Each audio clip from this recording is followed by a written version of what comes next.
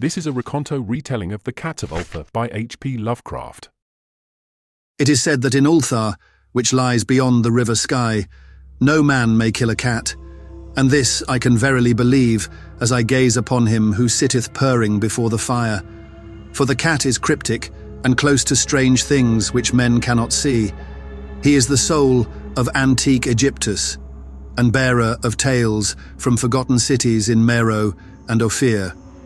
He is the kin of the jungle's lords, and heir to the secrets of hoary and sinister Africa.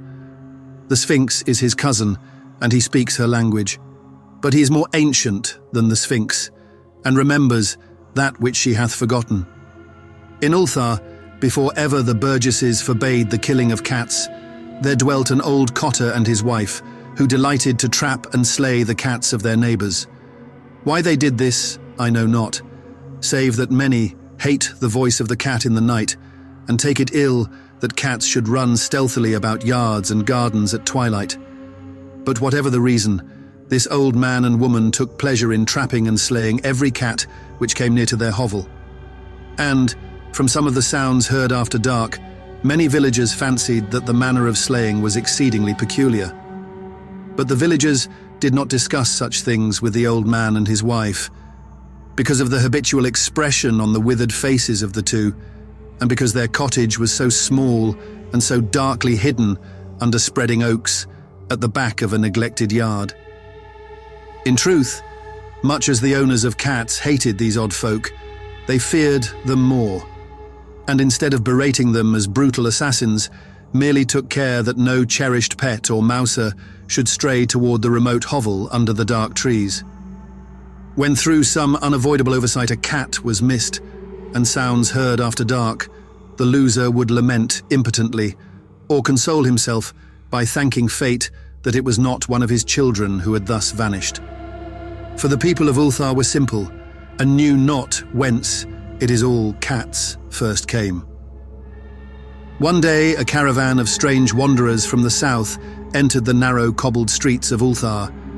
Dark wanderers they were, and unlike the other roving folk who passed through the village twice every year. In the marketplace, they told fortunes for silver and bought gay beads from the merchants.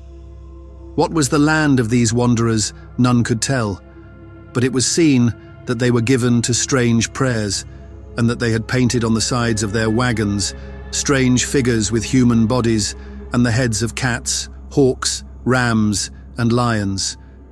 And the leader of the caravan wore a headdress with two horns and a curious disc betwixt the horns. There was in this singular caravan a little boy with no father or mother, but only a tiny black kitten to cherish. The plague had not been kind to him, yet had left him this small furry thing to mitigate his sorrow. And when one is very young, one can find great relief in the lively antics of a black kitten. So the boy, whom the dark people called Menes, smiled more often than he wept as he sat playing with his graceful kitten on the steps of an oddly painted wagon. On the third morning of the wanderer's stay in Ulthar, Menes could not find his kitten, and as he sobbed aloud in the marketplace, certain villagers told him of the old man and his wife, and of sounds heard in the night. And when he heard these things, his sobbing gave place to meditation, and finally to prayer. He stretched out his arms toward the sun, and prayed in a tongue no villager could understand, though indeed the villagers did not try very hard to understand, since their attention was mostly taken up by the sky and the odd shapes the clouds were assuming. It was very peculiar, but as the little boy uttered his petition, there seemed to form overhead the shadowy, nebulous figures of exotic things, of hybrid creatures crowned with horn-flanked discs. Nature is full of such illusions to impress the imaginative. That night, the wanderers left Ulthar and were never seen again, and the householders were troubled when they noticed that in all the village there was not a cat to be found. From each hearth, the familiar cat had vanished. Cats, large and small, black, grey, striped, yellow, and white. Old Crannon, the burgomaster, swore that the dark folk had taken the cats away in revenge for the killing of Menes Kitten, and cursed the caravan and the little boy. But Nith, the lean notary, declared that the old cotter and his wife were more likely persons to suspect, for their hatred of cats was notorious and increasingly bold. Still, no one durst complain to the sinister couple. Even when little Atal, the innkeeper's son, vowed that he had at twilight seen all the cats of Ulthar in that accursed yard under the trees, pacing very slowly and solemnly in a circle around the cottage, two abreast, as if in performance of some unheard-of rite of beasts. The villagers did not know how much to believe from so small a boy, and though they feared that the evil pair had charmed the cats to their death, they preferred not to chide the old cotter till they met him outside his dark and repellent yard. So Ulthar went to sleep, in vain anger, and when the people awakened at dawn, behold, every cat was back at his accustomed hearth, large and small, black, grey, striped, yellow and white, none was missing.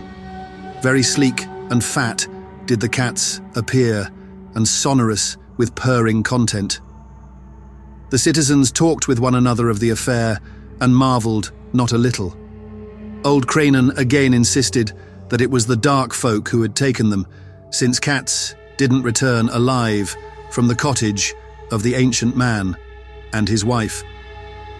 But all agreed on one thing, that the refusal of all the cats to eat their portions of meat or drink their sources of milk was exceedingly curious, and for 2 whole days the sleek, lazy cats of Ulthar would touch no food, but only doze by the fire or in the sun. It was fully a week before the villagers noticed that no lights were appearing at dusk in the windows of the cottage under the trees. Then the lean Nith remarked that no one had seen the old man or his wife since the night the cats were away. In another week, the burgomaster decided to overcome his fears and call at the strangely silent dwelling as a matter of duty, though in so doing he was careful to take with him Shang the blacksmith and Thul the cutter of stone as witnesses. And when they had broken down the frail door, they found only this: 2 cleanly picked human skeletons on the earthen floor and a number of singular beetles crawling in the shadowy corners. There was subsequently much talk among the burgesses of Ulthar. Zath, the coroner, disputed at length with Nith, the lean notary, and Cranon and Shang and Thul were overwhelmed with questions. Even little Atal, the innkeeper's son, was closely questioned and given a sweetmeat as reward. They talked of the old cotter and his wife, of the caravan of dark wanderers, of small Menes and his black kitten, of the prayer of Menes and of the sky during that prayer, of the doings of the cats on the night the caravan left, and of what was later found in the cottage under the dark trees in the repellent yard. And in the end, the burgesses passed that remarkable law which is told of by traders in Hatheg and discussed by travellers in Nir, namely that in Ulthar no man may kill a cat.